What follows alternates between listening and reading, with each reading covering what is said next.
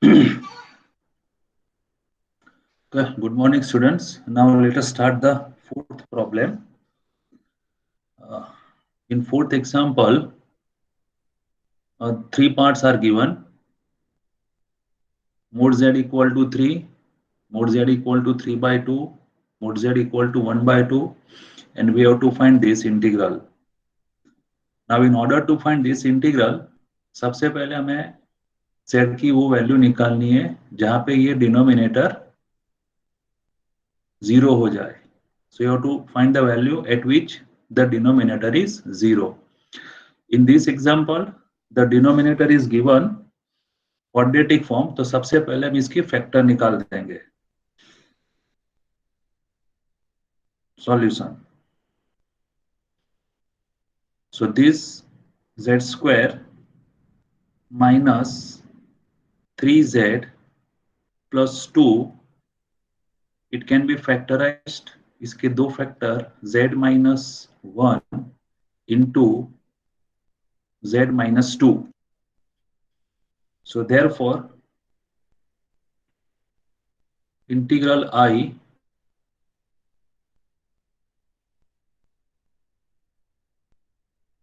cos I z square plus sin I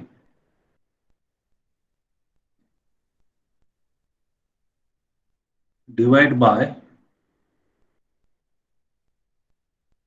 z minus 1 into z minus 2 dz. Now to find this integral, there are two brackets.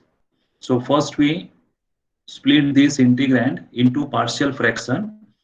इसके partial fraction करके दो integral में इसको split कर देंगे so that you can solve it easily.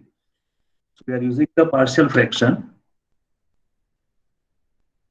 So 1 divided by z minus 1 into z minus 2. इसके दो factor हो जाएंगे.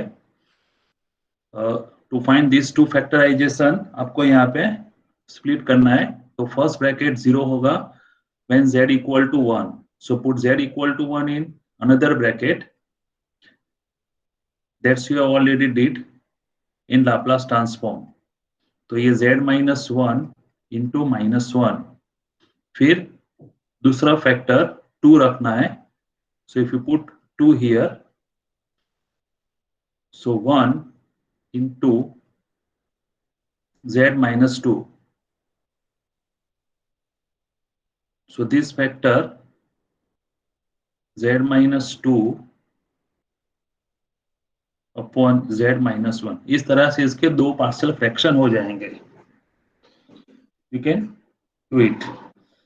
Now put this value in this integral.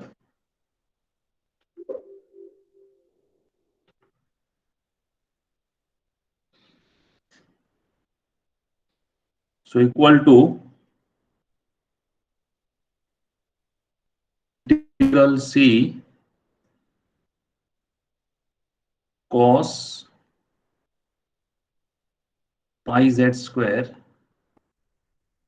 plus sin pi z square divided by first bracket.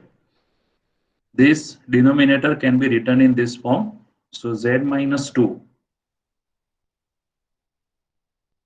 dz, then minus c cos plus sin pi z square divided by z minus 1 dz. So now this integral split into two standard form, f z upon z minus z0. So for this both function, f z is common. So therefore here f of z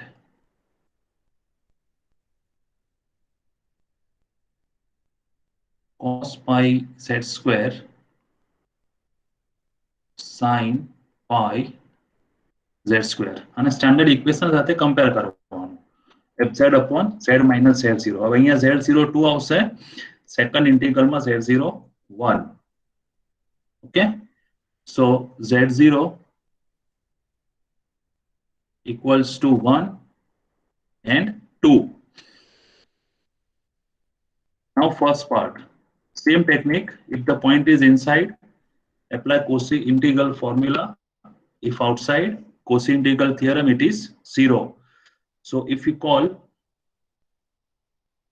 suppose this integral, say I1 minus I2. I1 is first integral, I2 is second integral. A part, mod z equal to 3. So A, mod z equal to 3. This is circle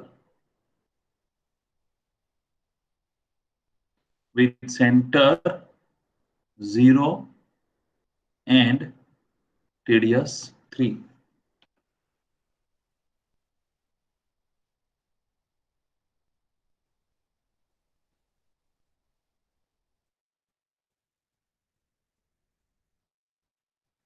Circle, center 0, radius 3.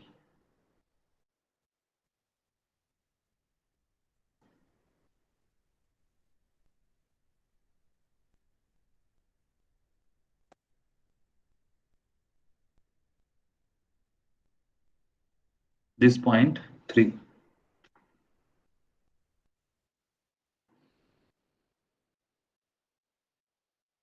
Mod z equal to 3. Now z0 equal to 2 and z0 equal to 1. So 2 is here, 1, this is 1 and this is 2. So you can see this both point lies inside the given curve C, circle.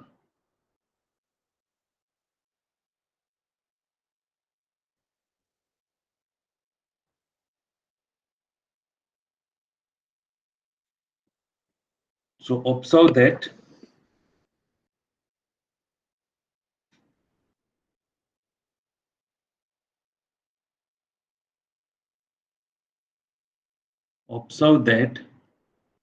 z0 equals to 1 and 2 lies inside mod z equal to 3. Therefore, by Cauchy integral formula for both I1 and I2. So what will be the answer? This is I1, this is I2. So I1 will be here, for I1 के लिए क्या है, Z0 आपका 2, I2 के लिए क्या है 1. So you call this is equation 1. So I equal to I1 means 2 pi I F2 minus 2 pi I F1. Now this is F,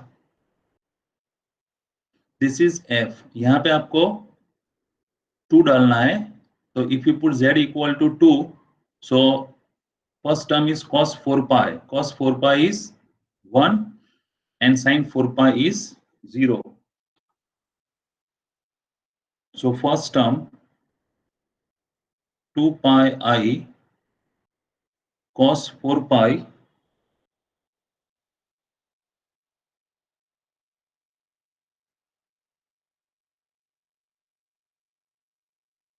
cos 4 pi plus sin 4 pi minus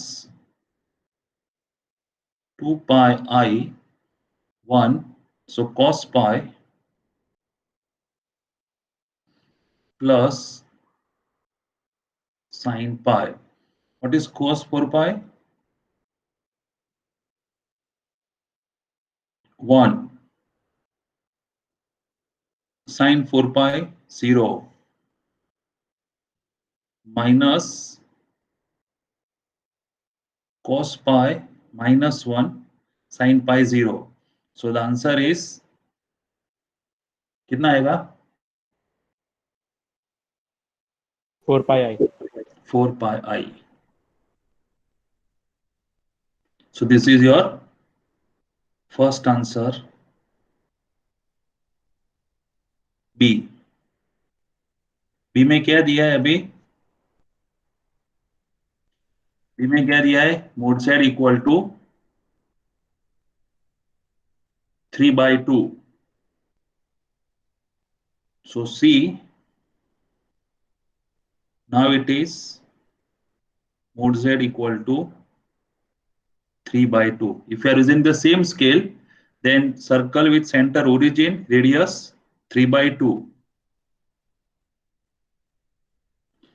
So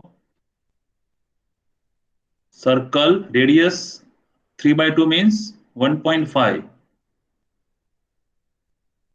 So you will get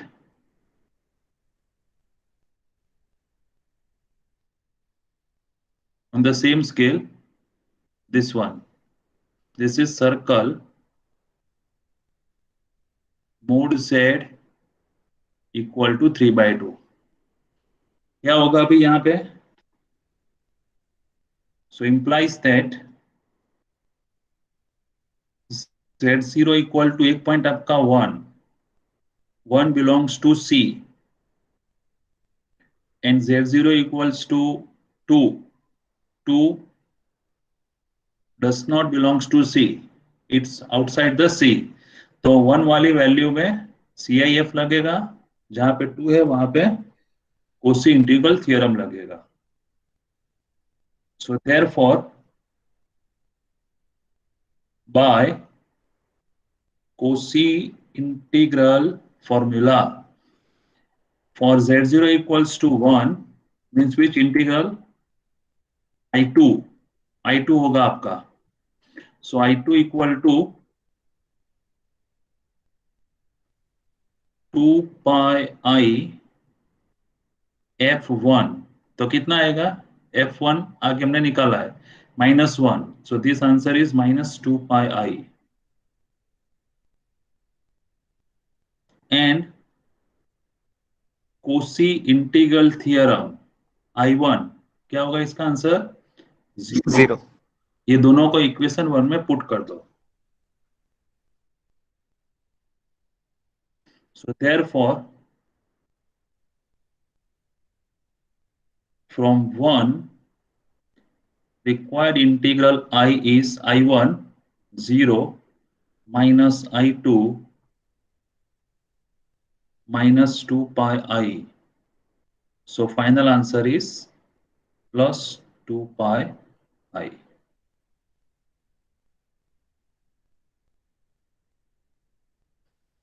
C. C में क्या होगा बताओ अभी?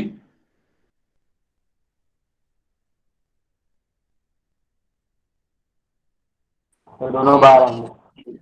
दोनों बाहर हो जाएंगे. C क्या है आपका? 1/2 रेडियस. 1/2 रेडियस मीन्स आपका रेडियस हाफ. तो हाफ मतलब ये आपका हो गया थर्ड वाला yellow.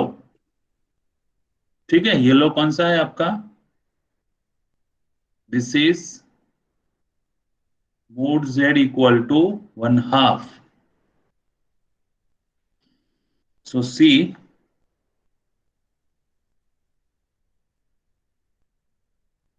mod z equal to 1/2 implies that z0 equals to 1, 2 does not belongs to C. So both are outside. So therefore by Cauchy integral theorem, integral I is 0. तो इस तरह से एक problem, if you are having different contour, accordingly you can write the answer. कभी एक part 0 हो सकता है, कभी दो पार्ट 0 हो सकते हैं, या तो फिर both are non zero. Clear है? Any doubt? No, sir. Okay. No, sir. Okay.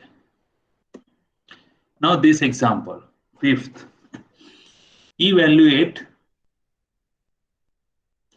integral e की power z square dz, where c is any closed contour. c is any closed contour. इसका integral निकालना है. सिर्फ आपको c दिया है, any closed contour. Nothing is given. Okay. So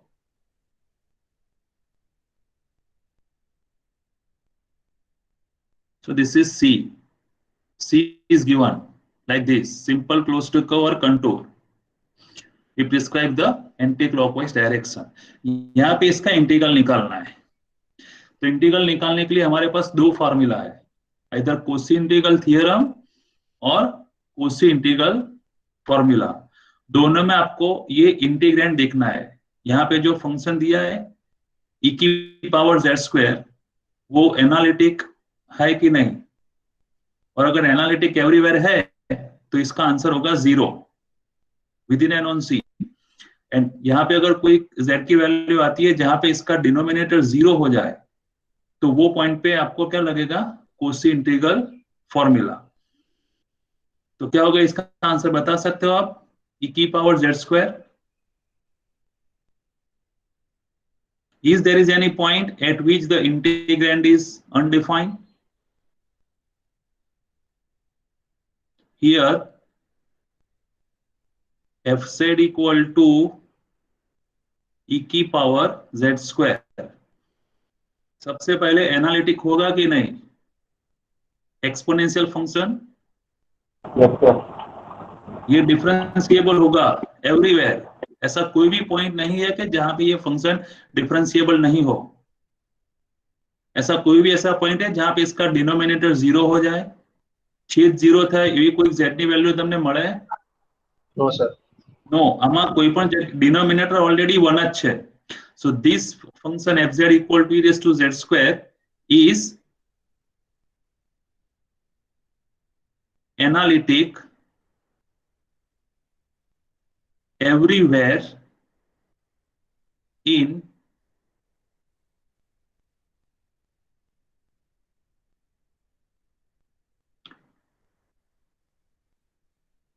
complex plane. This function is analytic everywhere in a complex plane. पूरे complex plane में ये function आपका analytic है. So you can say that this function is analytic within all points of C. There is no exception at all. ऐसा कोई भी point नहीं है कि जहां पे ये function undefined हो या इसका denominator 0 हो. So therefore f of z equal to e की power z square is analytic within and on a contour C. Contour कौन से शेप में दिया है, दिस इज नॉट इंपॉर्टेंट. ये स्क्वायर भी हो सकता है, ट्रायंगल भी हो सकता है, सर्कल भी हो सकता है, कुछ भी हो सकता है. शर्त क्या है यहाँ पे, कोई भी कंटूर के अंदर it should be analytic everywhere within and on c. तो कोशी इंटीग्रल थ्योरम लगेगा. देयरफॉर बाय कोशी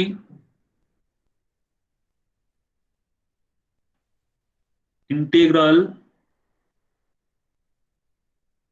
थ्योरम, क्या होगी इसकी integral?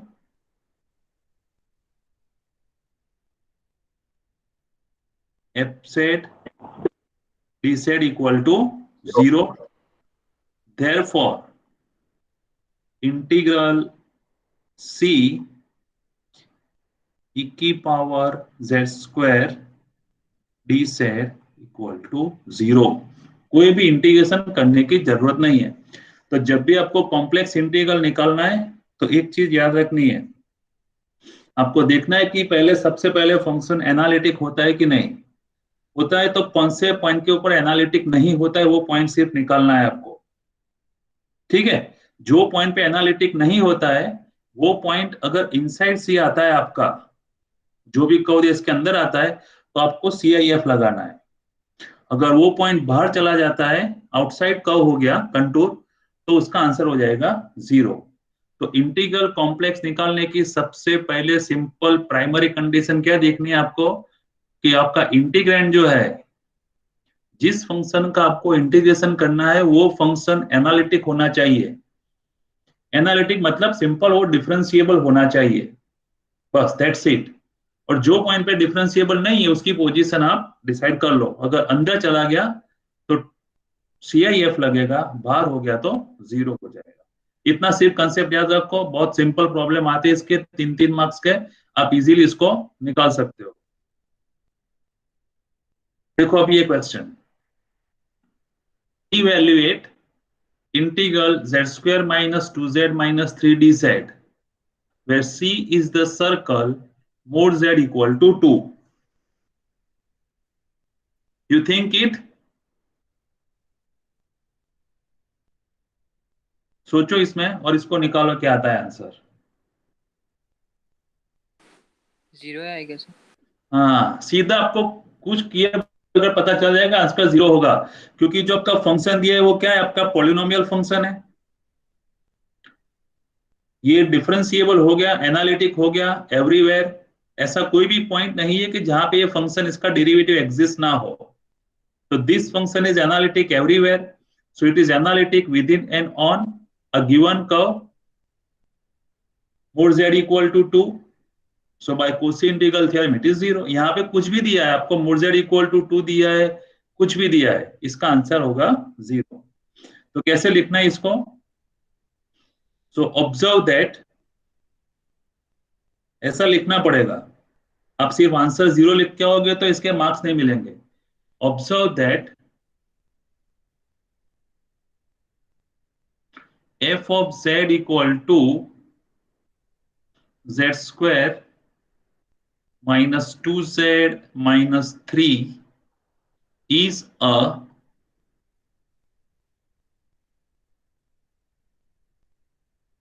polynomial function which is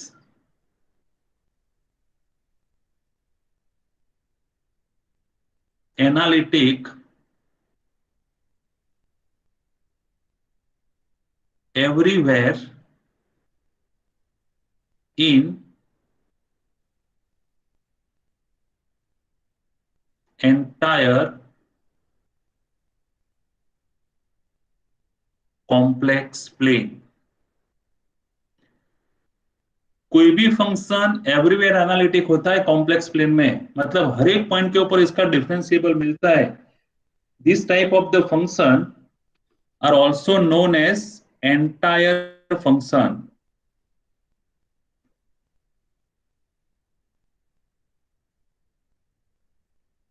it is called entire function. Entire function मतलब ऐसा फंक्शन के जो हर एक पॉइंट के ऊपर डिफरेंशिएबल हो, there is no exception at all.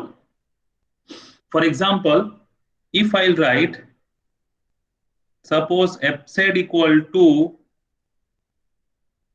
z square plus 2 divided by z minus 1, is this function is entire? No, no sir. because this function is differentiable everywhere but not at z equal to 1। तो यहाँ पे exception हो गया। तो ये analytic है everywhere लेकिन z equals to 1 के ऊपर नहीं है, तो ये आपका एंटायर फंक्शन नहीं हुआ। एंटायर मतलब हर एक जगह पे उसका डेरिवेटिव एग्जिस्ट होना चाहिए। ठीक है, आगे वाले एग्जांपल में दिखा था हमने e की power z square, it was an entire e की पावर z स्क्वायर, ये फंक्शन एंटायर है। Yes, sir.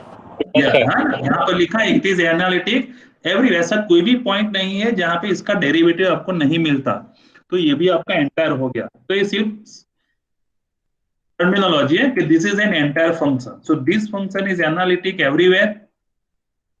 ओके, तो मोड z इक्वल टू 2 पर भी होगा, हेंस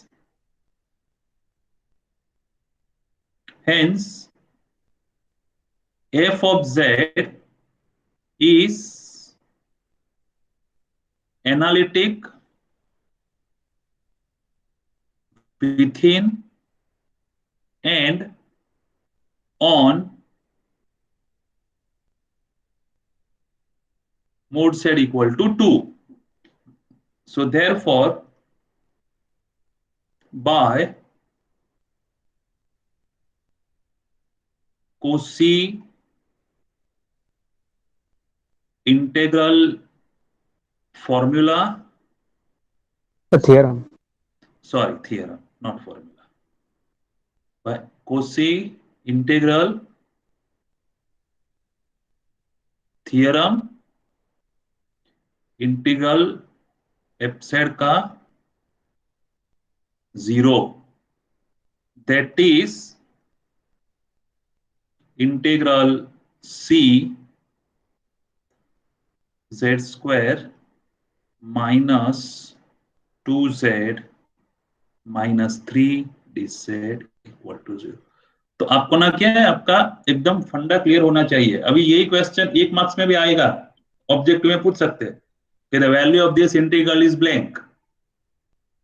तो अगर जिसको समझ में नहीं आ रहा है वो क्या करेगा, पूरा इंटीग्रल निकालेगा, है ना, यहाँ पे लेके, और फिर वो बोलेगा इतना लंबा क्वेश्चन 1 मार्क्स में पूछे। ऐसा नहीं है, आपको सिर्फ टेक्निक लगानी है, you have to use the trick.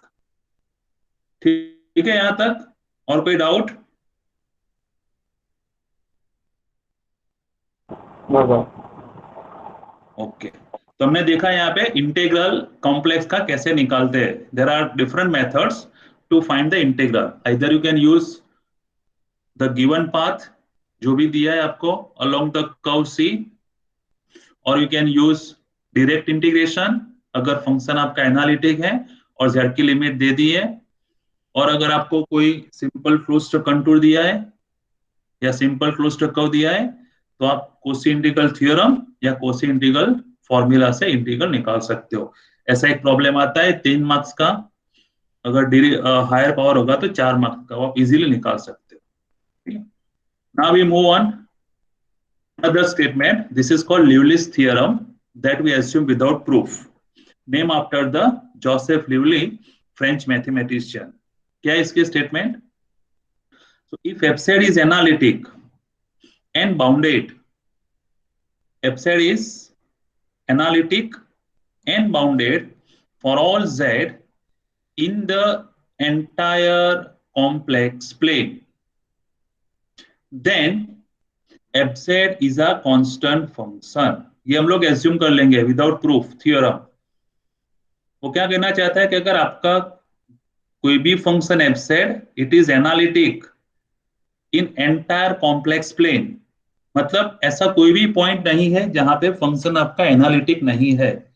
There is no exception for the existence of derivative, हर एक पॉइंट के ऊपर आपको डिफरेंशिएशन इसका मिलना ही मिलना है। ठीक है, मतलब वो फंक्शन कैसा हो गया, आपका एंटायर फंक्शन हो गया। ठीक है, नंबर 1। दूसरी चीज, वो फंक्शन बाउंडेड होना चाहिए। बाउंडेड का मतलब क्या हुआ कि आपको कोई एक ऐसा पॉजिटिव रियल नंबर m मिलना चाहिए, m should be greater than or equal to 0 such that fz का मोड लेस देन और इक्वल टू m होना चाहिए। इसको बोलते हैं bounded function. The value of the function should be lies between bounds. जैसे रियल में आपको मालूम है कि भाई sin x, sin function, so you can always say that the modulus sin x is always less than or equal to 1। ये मालूम है आपको? Yes, sir. Yes, sir. Modulus sine x is, तो आप बोल सकते हो कि sine function sine x is a bounded function, sine x is a bounded function, इसकी बाउंड होनी चाहिए इन बिटवीन। इस तरह से cos x, तो cos x बाउंडेड हो गया, हाँ cos x is bounded for all x, is it or not? अगर आपको बोले कि भाई f x equal to x square, is this function is bounded?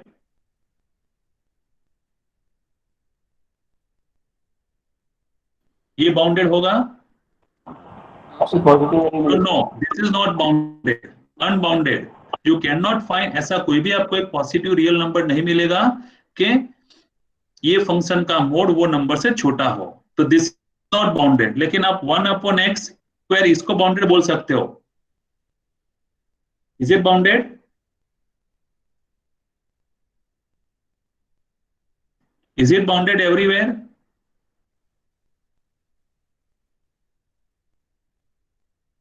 Yes or no? Can you say 1/x square is always less than or equal to 1? Yes, sir. Yes, sir. नहीं, कहां से होगा? x equal हाँ, to sir. 0.1 ले लो, हाँ sir, हाँ नहीं हाँ। नहीं होगा ना? हाँ, इसलिए कंफ्यूज नहीं होना चाहिए आपको। तो का मतलब हो गया कि वो फंक्शन की मॉड्यूलस की वैल्यू कोई रियल नंबर से, तो मैंने आपको एग्जांपल दे दिया, तो आपका एकदम क्लियर हो गया कि जैसे इसको बाउंडेड बोलते हैं, इसको अनबाउंडेड बोलते हैं।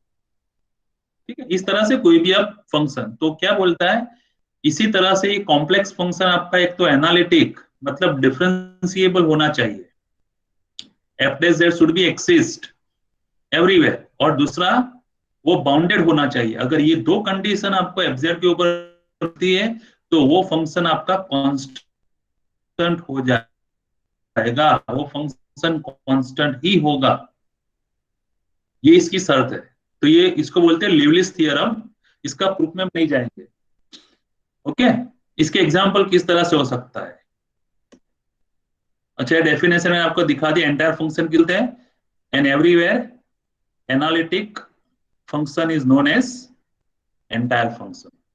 ठीक है, चलिए, तो याद रखना है आपको, फंक्शन कांस्टेंट होने के लिए क्या शर्त होनी चाहिए? एक तो एनालिटिक होना चाहिए और दूसरा वो बाउंडेड होना चाहिए। ये दो कंडीशन मिलेगी, आपका फंक्शन कांस्टेंट हो जाएगा। देखते हैं किस तरह का इसमें प्रॉब्लम आ सकता है। देखो, if f Z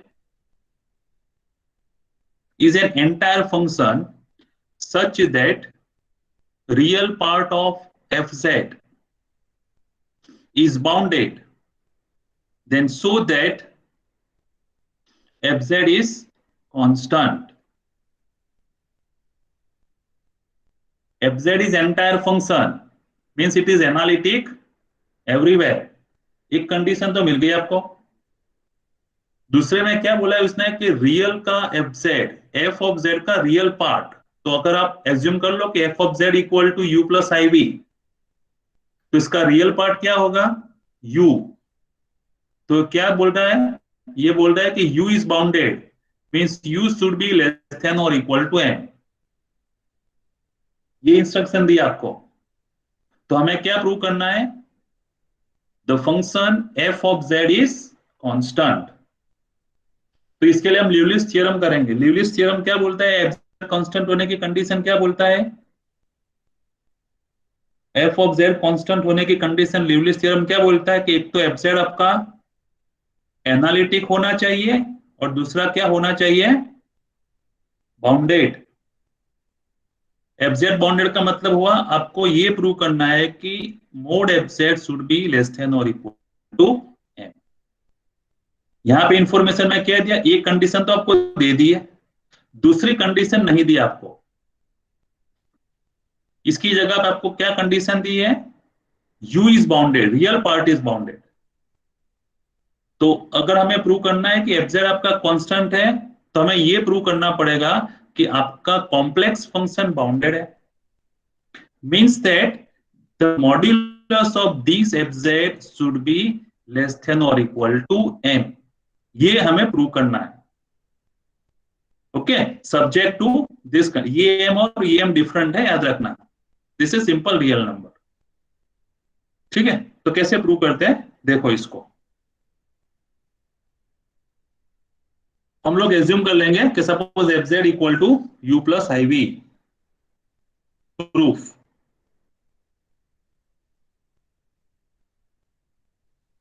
let f of z equal to u plus iv be entire function such that real part of f of z, that is u, is bounded।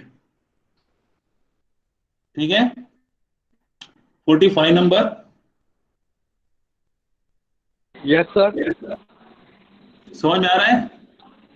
Yes sir. क्या करना है question में, problem में क्या करना है हमें? Sir हम लोग करना क्या चाहते हैं इसमें? Exact bounded. एफ जेड, हमें क्वेश्चन में इंस्ट्रक्शन में क्या दिया है? एफजेड को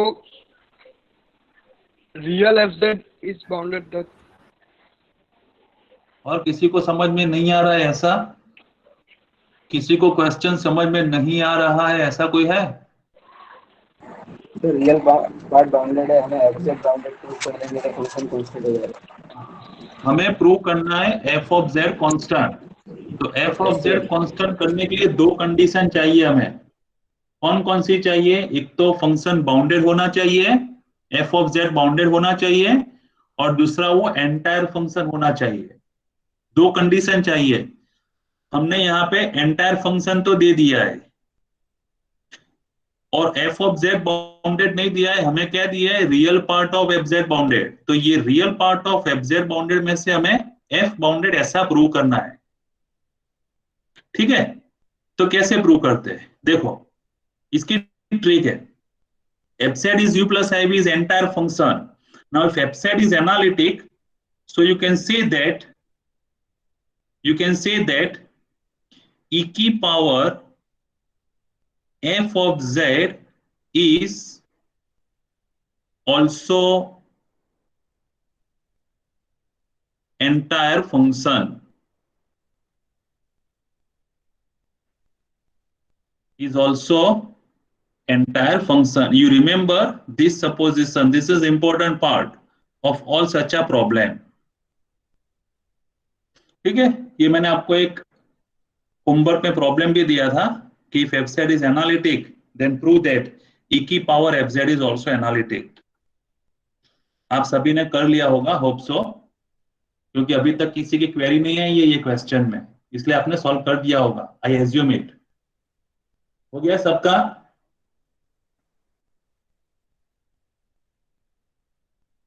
चलो, ये हो गया आपका एंटायर फंक्शन। नाउ हमें क्या प्रूव करना है? F of z bounded. If I want to prove f of z bounded, इससे लिए मैं ये ई की power f of z bounded दिखा दूंगा। तो ई की कोई भी पावर अगर फाइनाइट होगी बाउंडेड, तो उसका फंक्शन भी बाउंडेड हो जाएगा। तो इसके बाउंडेड लेने के लिए आई विल टेक, हमें एब्सेंट कांस्टेंट दिखाना, याद रखना। तो मैं ल्यूलिस थ्योरम ई की पावर एब्सेंट के ऊपर अप्लाई करूंगा। सो देयरफॉर अभी इसका मॉड्यूलस, तो ई की power f of z equal to e की power u plus i v equal to e की पावर u और ई की पावर आई वी। स्प्लिट हो गया, मॉड्यूलस ई की पावर u इंटू ई की पावर आई वी। चलिए, ई की power e raise to u is always positive, so e की पावर u मॉड्यूलस निकल जाएगा, इंटू ई की पावर आई की वैल्यू क्या हो गई? Cos v plus i sine v।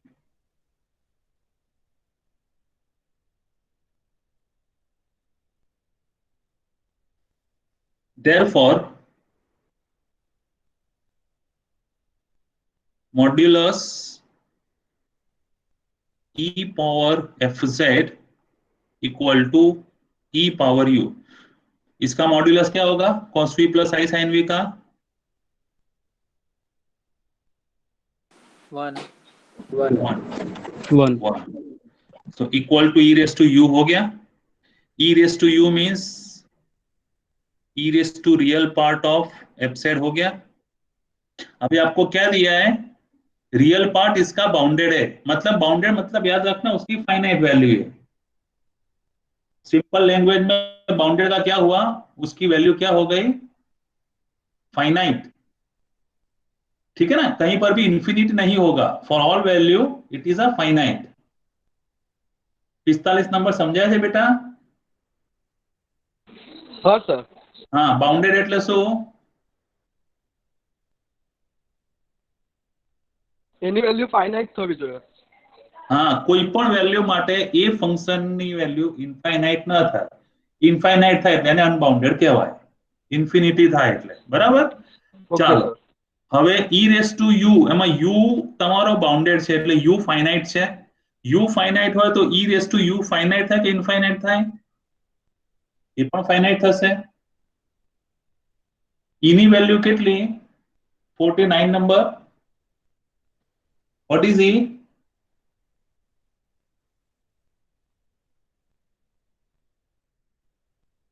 $49 number Mihir Patel.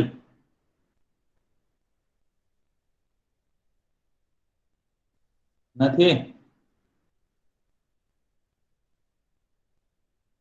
Number 20? Yes, sir. हाँ बेटा, what is the value of e? e क्या है? I mean, which E we are talking about? This e, यहाँ पे लिखा ना हमने e, exponential number. Yes, what is the exponential number, इसकी वैल्यू क्या होती है?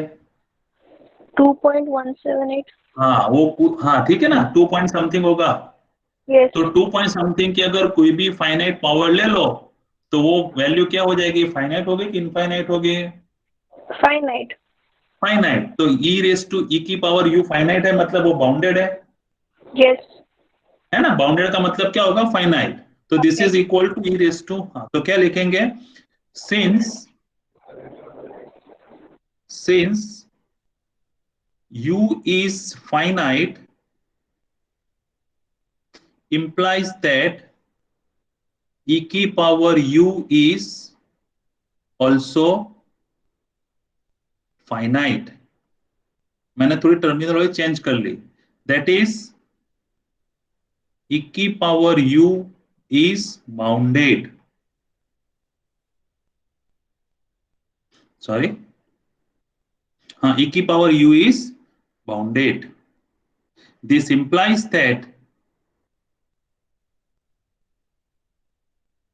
for some m greater than or equal to 0, modulus is less than or equal to m। Now this value is less than or equal to m, so you can say that modulus e raised to f of z is also less than or equal to m। होगा कि नहीं? So therefore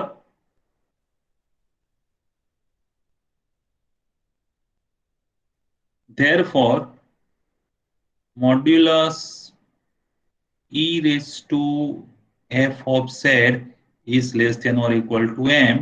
Therefore e raised to f of z is bounded. देखो हमने कहां से start किया था, ये मैंने आईएमपी लिखा है, देखो यहाँ पे, ये आपकी इक्वेशन नंबर 1, ये आपकी हो गई इक्वेशन नंबर 2। अभी दोनों को मिलाओ, क्या बनता है? दोनों को मिलाओ, क्या बनता है? एक e की power F Z entire function है और e की पावर एफ जेड बाउंडेड है। तो जो फंक्शन एंटायर और बाउंडेड होगा वो क्या होगा? लीबनिट्ज थ्योरम से क्या होगा? कांस्टेंट। कांस्टेंट होगा। तो e की पावर एफ जेड कांस्टेंट है, तो e तो कांस्टेंट है, तो एफ जेड भी कांस्टेंट ही होगा। यस। कांस्टेंट ही हो गया ना एफ ऑफ जेड। हाँ, तो हमें प्रूव क्या करना है? देखो, यही तो प्रूव करना है, एफ जेड इज कांस्टेंट। ठीक है, सो राइट डाउन therefore by ये स्टेटमेंट लिवलिस थ्योरम, और आप इसको लायोविल्स थ्योरम भी बोल सकते हो, प्रोनाउंसिएशन कुछ भी लिख सकते हो।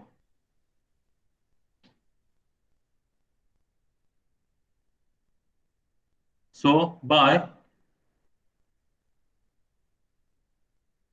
लिवलिस theorem e raised to f of z is constant, therefore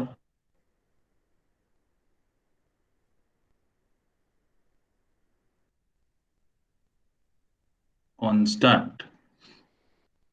ठीक है, फिर से एक बार देखते हैं इसका सॉल्यूशन, समझ लेना। आपको क्या दिया है? आपको दिया था एफ जेड इज एनालिटिक,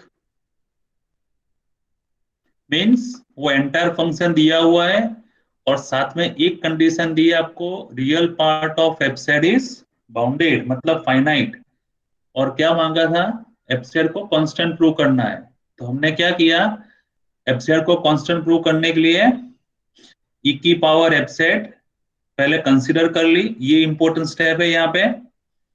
ठीक है, फिर हमने ई की पावर एफ जेड को बाउंडेड दिखा दिया, तो ई की पावर एफ जेड कांस्टेंट हो गया, तो एफ ऑफ जेड भी कांस्टेंट हो गया। तो इस तरह का एक प्रॉब्लम आ सकता है, 4 मार्क्स में, याद रखना। इसके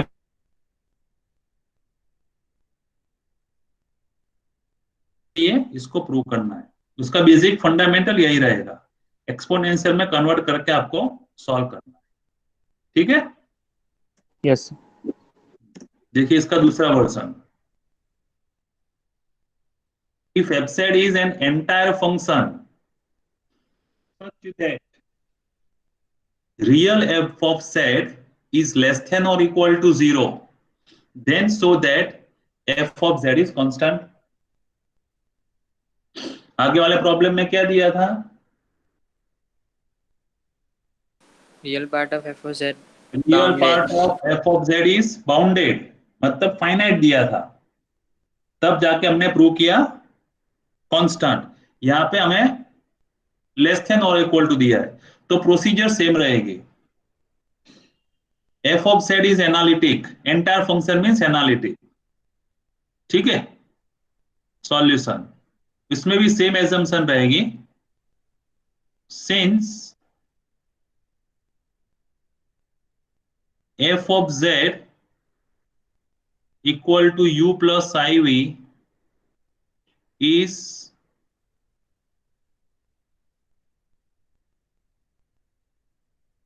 entire function e की power f of z is also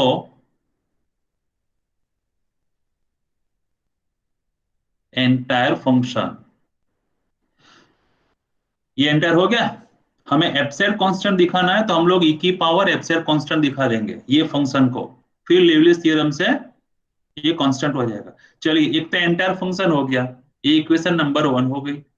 अभी आपको इसको बाउंडेड दिखाना है, तो इसका मॉड्यूलस फाइनाइट दिखाना पड़ेगा। तो कैसे दिखाएंगे? Now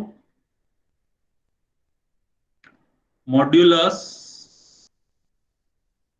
E power f of z equal to e power u plus i v. कितनी होगी इसकी वैल्यू? जस्ट हमने निकाला था आगे वाले प्रॉब्लम में, सेम e की पावर u, ठीक है, इंटू मॉड्यूलस e की power i we.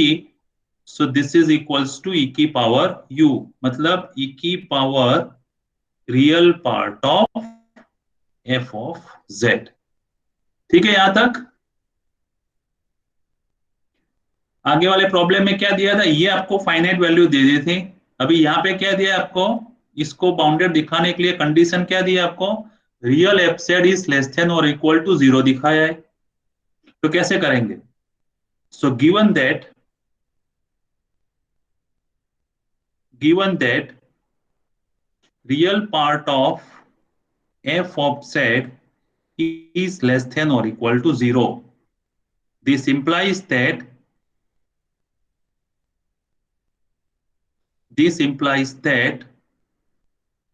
u is less than or equal to 0। ऐसा होगा कि नहीं, ठीक है। अच्छा, मैं दोनों तरफ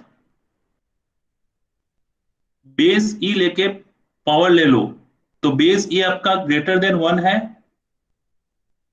so the inequality will preserve. So e की power u is always less than or equal to e की power 0। if a less than or equal to b and if the base x is greater than 1, then x power a is also less than or equal to x power b। ठीक है, exponent. Now e की power 0 कितना हो गया, 1। 1. तो क्या मिला आपको, e की पावर u लेस देन और इक्वल टू 1 हुआ कि नहीं, ठीक है। तो क्या मिलेगा आपको फिर, therefore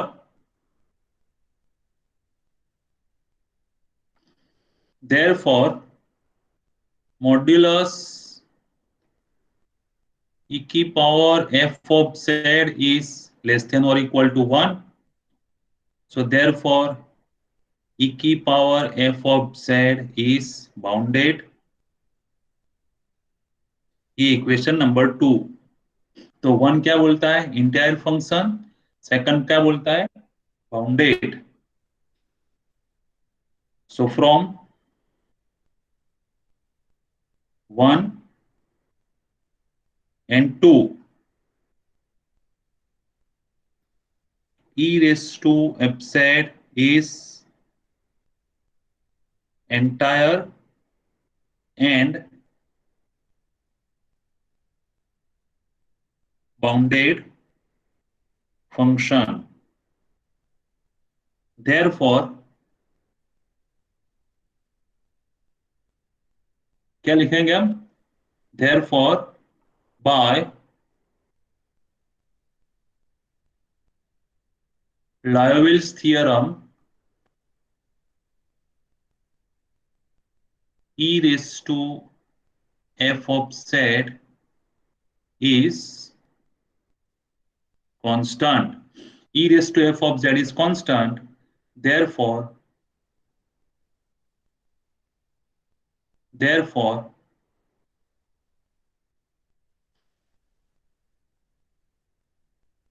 f of z is also constant। Sir अभी अपना दूसरा क्लास है। हाँ बस मेरा हो गया, ये प्रूव हो गया, ठीक है। चलिए अभी ऐसे एक एग्जांपल आप होमवर्क में मैं स्लाइड करता हूँ, ये आप सॉल्व कर देना। Can you let me know if you are not getting the answer, if f z is entire function such that imaginary part of f z is greater than or equal to 0, then show that f of z is constant। You switch on your camera, I will take the attendance। Video चालू कर लो।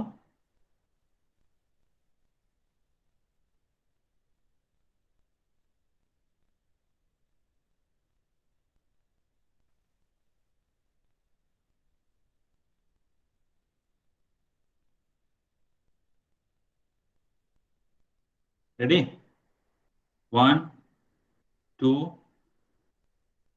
3 हो गया।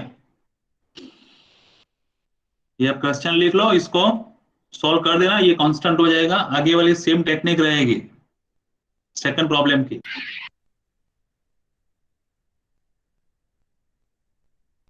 और जिसको कोई doubt है वो पूछ सकते हैं।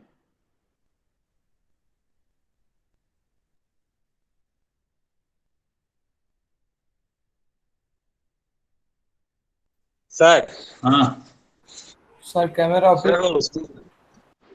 हाँ बोलो।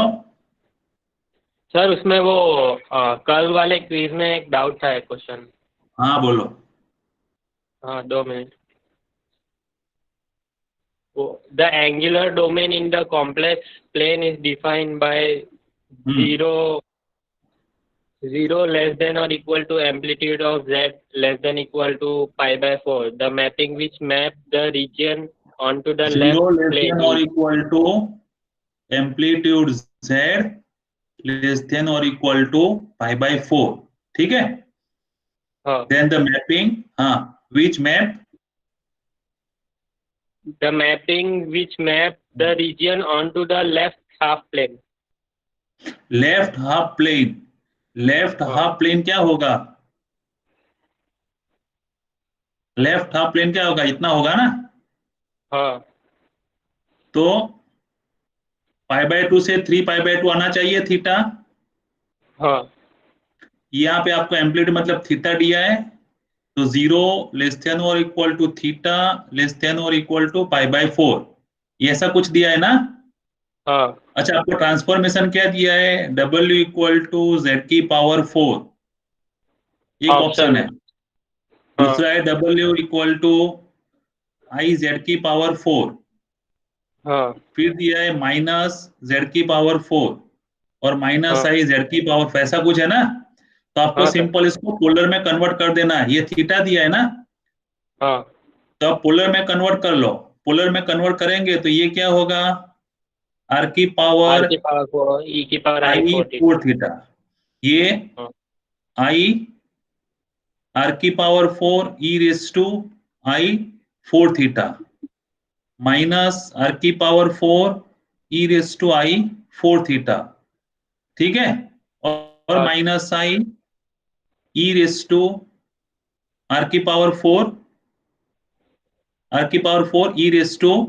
-4i theta.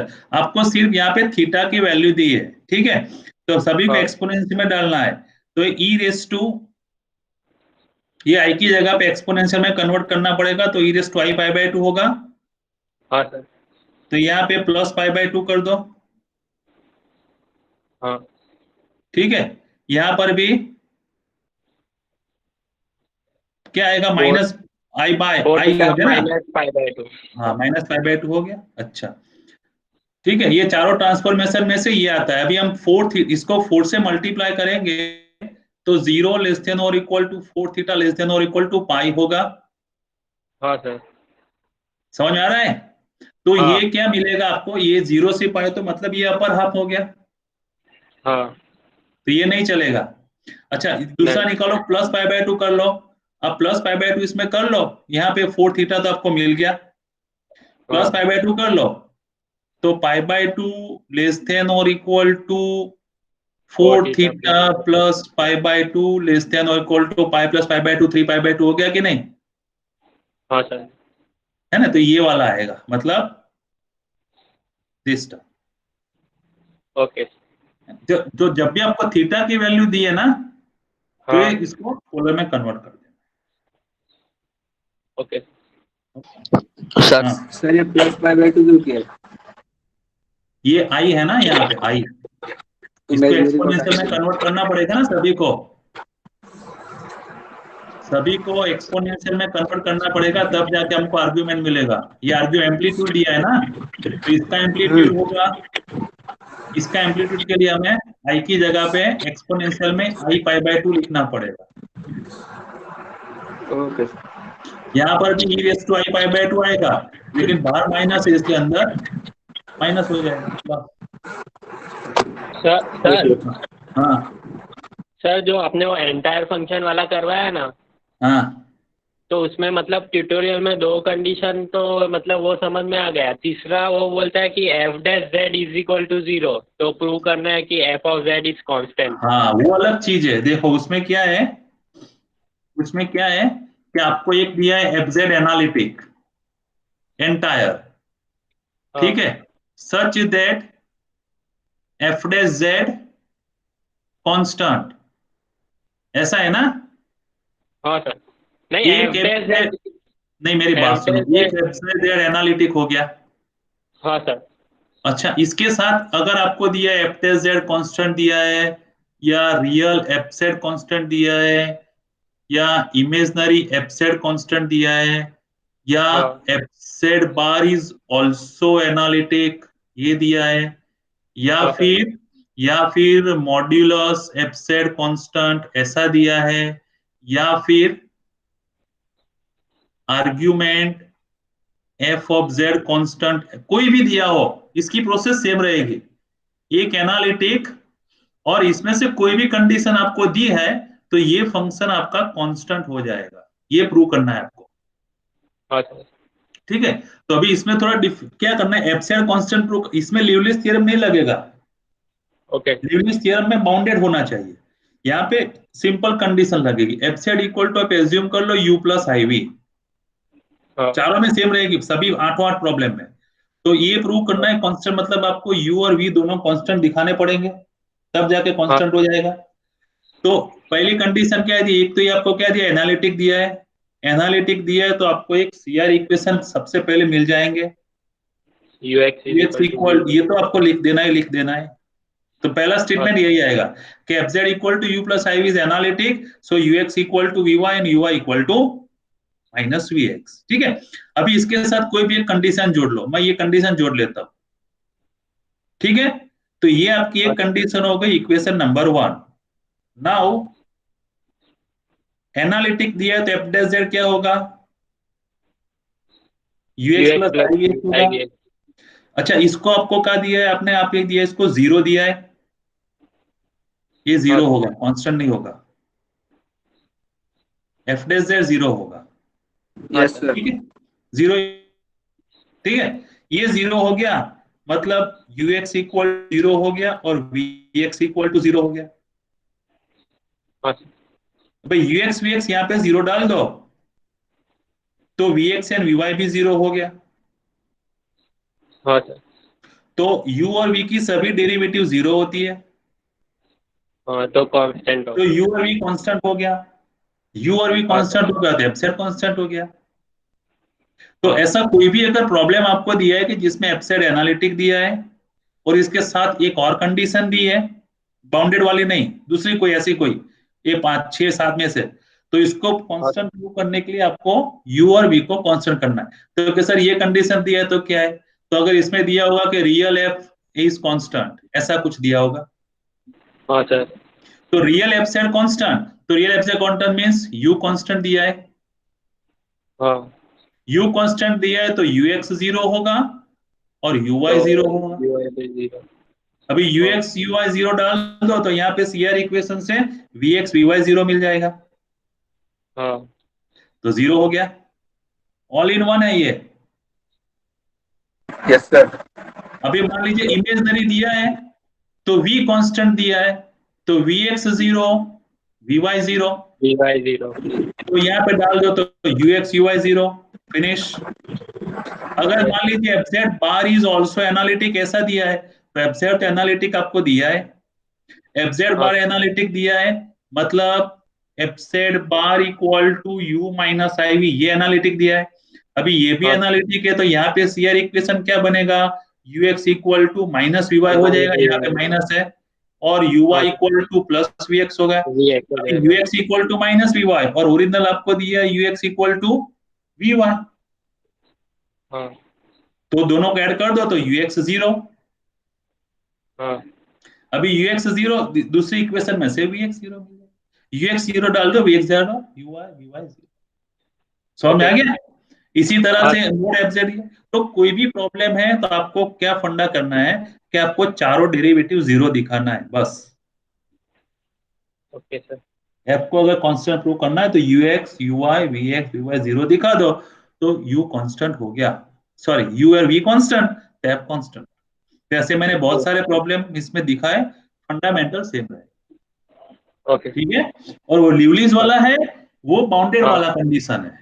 ठीक है, बाउंडेड वाले कंडीशन से हमें ये पता नहीं चलता है।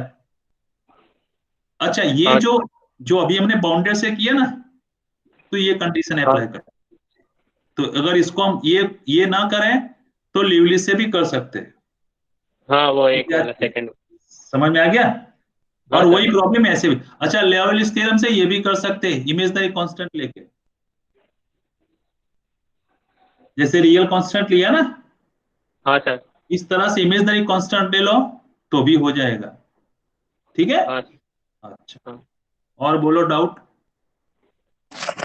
सर 12th का भी था, वो कल बता देना, अभी दूसरा लेक्चर है। कौन सा है डाउट, बोलो ना। 12th का फर्स्ट ए पार्ट था ना, वो कल बता देना, दूसरा लेक्चर लिए। ठीक है, कल दिखा दूंगा ट्यूटोरियल में। ठीक है सर, थैंक यू।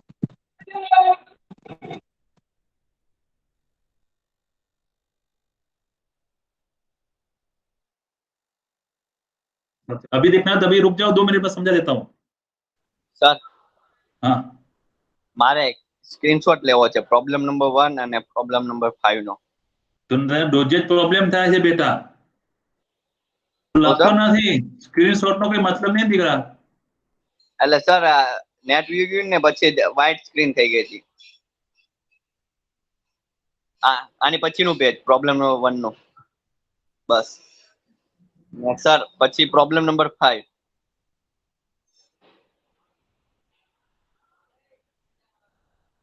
મારા ઘરે 3G જ આવે છે હાઈએસ્ટ સર, એટલે આ પ્રોબ્લેમ છે. 5મો પ્રોબ્લેમ તો ક્યાં સોલ્વ કર્યો જ છે આપણે? સર કરાવો છે સર. તો આગળનો ઇન્ટિગ્રેશન નો છે, ઉપર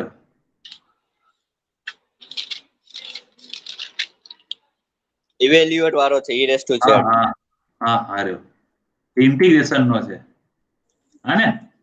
હા, આની પછીનું પેજ છે કે આ એક જ છે સર? આ બીજો આ લખ્યો. આ થઈ ગયો, બસ એટલું જ છે સર. હા વાંધો. Thank you sir. પછી નોટમાં લખજે પણ, હે સ્ક્રીનશોટ પડે એનો વાંધો નહીં. નહીં સર, નોટમાં લખતો હોય પણ અત્યારે હવે લખવા બહુ તો તમારે મોડું થાય એટલે સ્ક્રીનશોટ પાડી લીધો. ના કશો વાંધો નહીં, પણ તું સ્ક્રીનશોટ નોટમાં લખજે ને તો તને સમજ પડશે એક્ઝેક્ટ, હે બેટા? હા ઓકે સર. બીજું બોલ. નહીં સર, હવે હું જાઉં, બીજો લેક્ચર ચાલુ થઈ ગયો. હા વાંધો નહીં, ઓકે બાય.